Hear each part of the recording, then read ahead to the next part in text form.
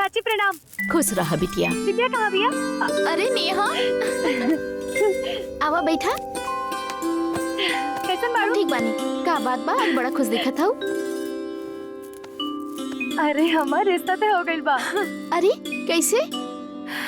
अरे भाऊजी हमार इतना बढ़िया मेकअप कैले रहनी कि लड़का वाला के माई बाबू देखते ही हमरा के पसंद कर लेलन। मेकअप? ए बिटिया, काल ना दिव्या के लड़का वाले देखे आ रहल बाड़े। अपने भौजी से कह के दिव्या का भी मेकअप करवा देना।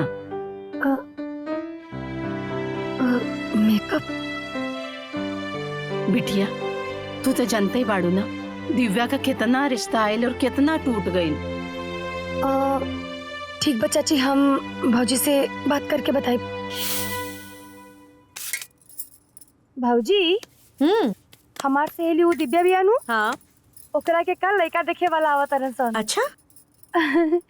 भौजी ओकर भी मेकअप कर देबू का? पगला गइल बाड़ू का? एकदम माई पहले से ही हमरे मेकअप के खिलाफ बाड़ी और जहिया उनके मालूम पड़ गई ना कि हम मेकअप करे खातिर गइल रहनी है तो हमरे साथ साथ तोहरा के भी घर से बाहर निकाल दी है। हम जानता नहीं सारा मेकअप कैला से अगर केहू के घर बचाता तो एमे बुरा का बा? अरे बुराई तो कुछ नहीं खे। अरे हम तो मेकअप आर्टिस्ट बने के चाहत रहनी है, बाकी ये माई के के समझाई? हाँ भौजी माई की चिंता तू मत करा, माई के हम समझा दे। हाँ भौजी मान जाई ना।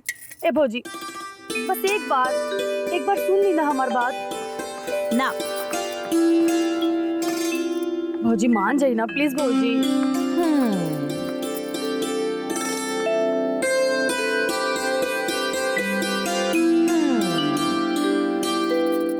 ठीक बा। हमार प्यारी प्यारी भौजी। मुझे बता नहीं कैसे हम कितना खुश बानी। Thank you thank you thank you. धीरे क्यों सुन ली? ठीक बा भौजी, भैया के जेला के बाद हम तो चलो जाए। ठीक नो? ठीक बा।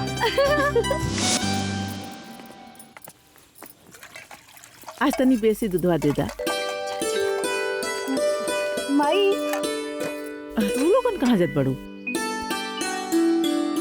ओ माई भौजी के लेके हम बाजार जाता नहीं। हाँ। कुछ देर में वापस आ जाइए बाजार से। अच्छा ठीक बा जा। हाँ। ये हमरे घुटना का दर्द ना बढ़ले जात बा। ए माई हम बाजार जाइब ना तो रूसा के पत्ता लेके आई, ओके गरम पानी में धो के नमक लगा के राउर घुटना में बांध देब ना तो राउर घुटना के दर्द भाग जाई। ये नुस्खा अपन ना अपने पास रखा। चलो जहाँ जात बड़ू तहाँ जा जा। ठीक बा। कहो अरे आधा का पारे लुगा का के जात हूँ। अरे रानी देवी के नाम मट्टी में मत मिलावा। हाँ चल देलू आधा का पारे लुगा का के। ठीक बा। और आगेला। हाँ ठीक है। जा लोगन। हाँ चलो चलो जाता नहीं। चलो भौजी। चल देवानी आधा का पारे लुगा का के। कहिया बुद्धि इन्हा लोगन के आई। अरे माई हो माई, अरे घुटनवा बड़ा जोर पिराता हो माई। आई हो दादा। चले की? हाँ। चल चल।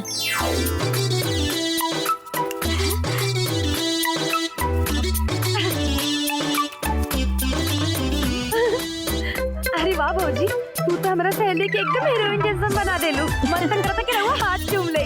अरे हमार तारीफ की फूल बांधल बंद कर। भौजी हम तारीफ के फूल लेके बांधल, हम सच कहता नहीं। दुल्हन मेकअप हो गई, लड़का वाले आ गए। हाँ हाँ चाची बस 2 मिनट।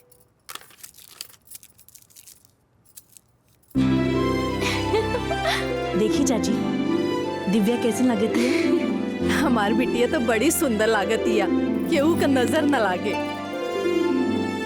दुल्हन इला। अरे एकर का जरूरत था? रख ली ना भौजी। हाँ? और पहला कमाई है। एके रख ला दुल्हन, रख ला। बाकी चाची एक बात के ध्यान रहे, हमरा सास के नाम मालूम पड़ेगी चाहे कि हम दिव्या के मेकअप कइले हैं। दुल्हन तू चिंता मत कर, केहू के पता न चले। हाँ ठीक बा दिव्या, अब हमने के चलता नहीं। वैसे भी माई से हमने बाजार जाए के बहाना करके आयल बन गया। ठीक बा चले तनी। चाची ये बतिया के ना प्राइवेट रखी है। हाँ। कौन बतिया? अरे मेकअप वाली बतिया। हाँ अच्छा अच्छा देखो तो अरे भुला तू चिंता जाए। मत कर, हम ना भुलाई। ठीक बा। अरे दुल्हन वहाँ से ना एंजा से जा। नेहा चला। चलो चलो ठीक बा। जाती संभाल के जाइए लो। हाँ हाँ ला सर पे दुपट्टा रखा। हाँ हाँ और जल्दी चाय लेके चल।